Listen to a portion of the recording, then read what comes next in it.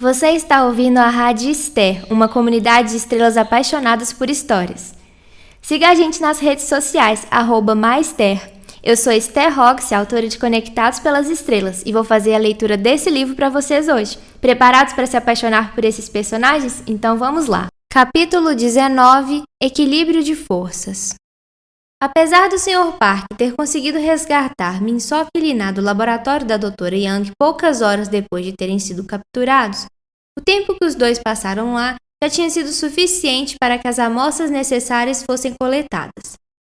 Assim, no momento em que os cientistas que trabalhavam no laboratório começaram a se despertar, retomaram imediatamente o trabalho e seguiram com as análises dos materiais. Conforme os resultados começaram a sair, Dr. Young estava ficando à beira de um ataque de nervos. Com os exames feitos em Lina, não foi possível obter nenhum resultado conclusivo. Era como se simplesmente as amostras coletadas não tivessem nenhuma validade e não fornecessem nenhum dado sequer, por mais que fossem mais reanalisadas.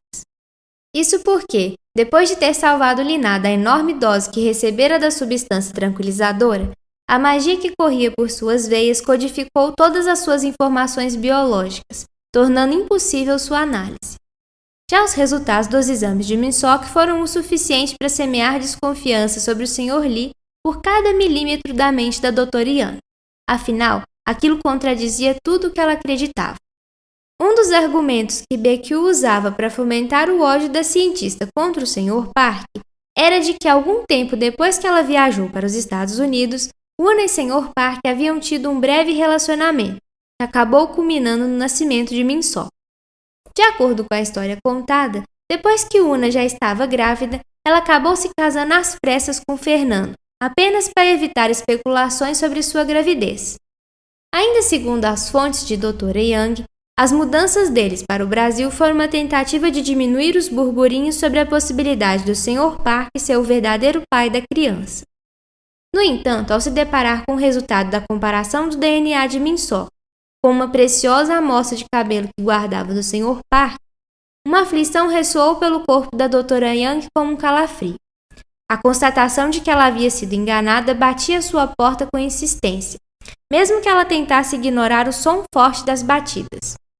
De acordo com o resultado, era impossível que Min-Seok fosse filho de seu ex-namorado, o que significava que a insistência do Sr. Lee em reafirmar que o idol era filho de Sr. Park não se passava de uma grande mentira. Para ela, essa revelação por si só já automaticamente tornava todo o seu argumento de vingança completamente inconsistente e sem propósito. Dra. Young, que sempre se achou a mais inteligente, sentia-se revoltada ao ir assimilando que provavelmente fora enganada pelo Sr. Lee por anos. Por mais que pensasse, seguia sem conseguir entender o motivo pelo qual ele mentiu para ela durante todo aquele tempo. Ela estava ansiosa para confrontá-lo quanto antes para entender o que estava acontecendo. Estava desorientada e vasculhava a internet, relendo várias vezes os artigos publicados relacionados ao assunto.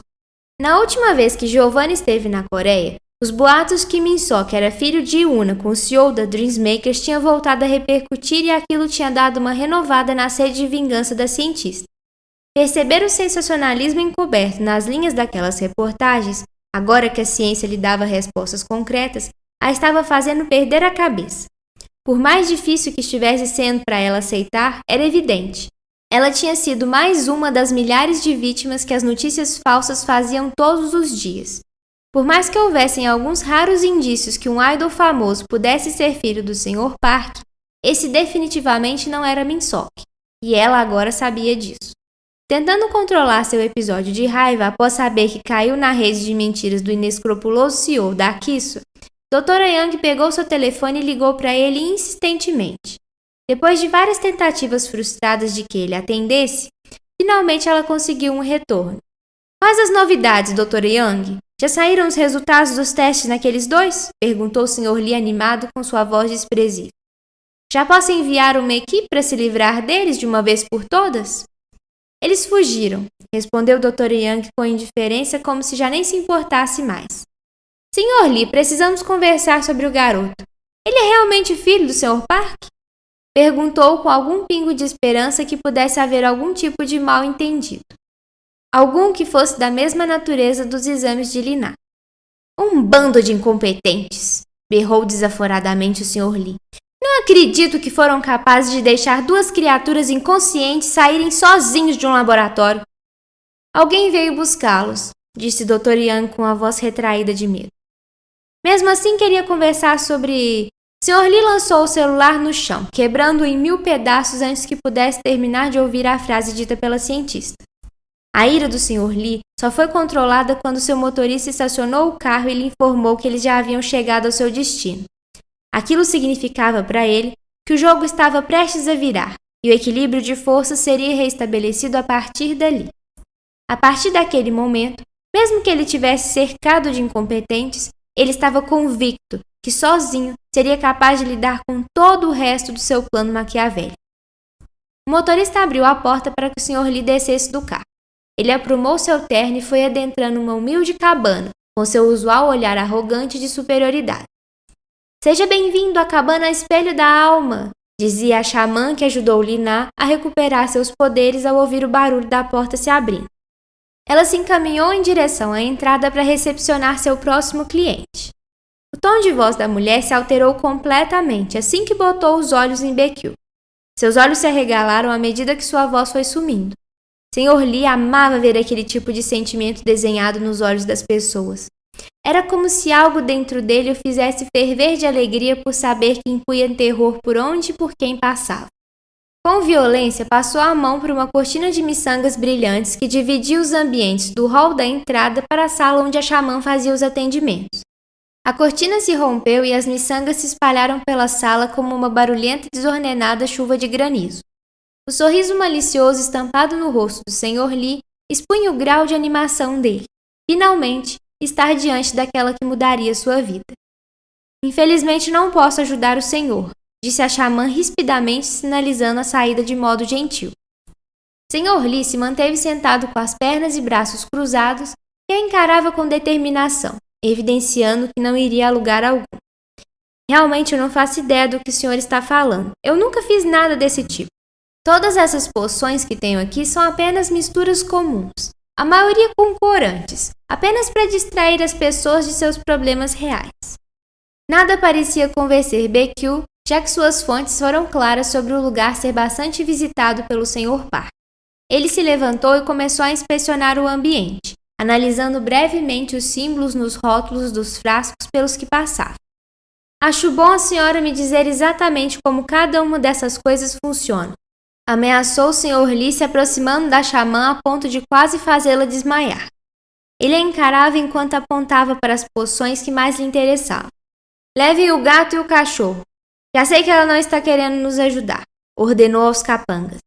Eu sei que aquela garota veio aqui e que ela agora tem poderes. Ouvi dizer que foi a senhora que deu a ela tais poderes. Quem sabe depois de alguns dias sem esses bichinhos você não mude de ideia e queira me ajudar.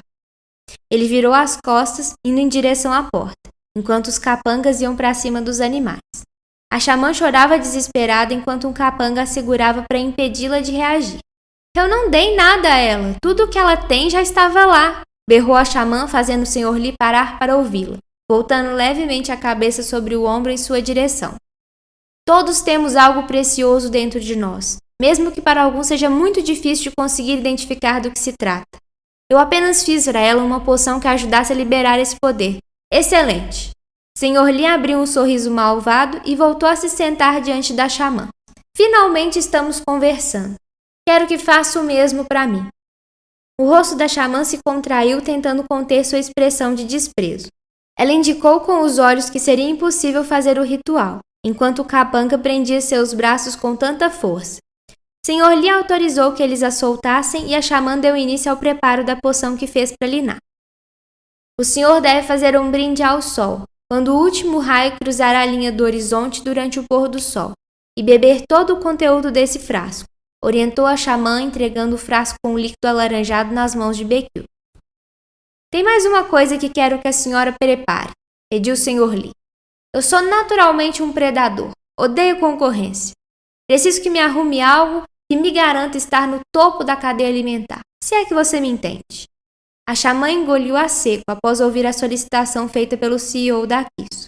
Antes que pudesse responder, percebeu o olhar ameaçador do Sr. Lee ser direcionado ao seu gato.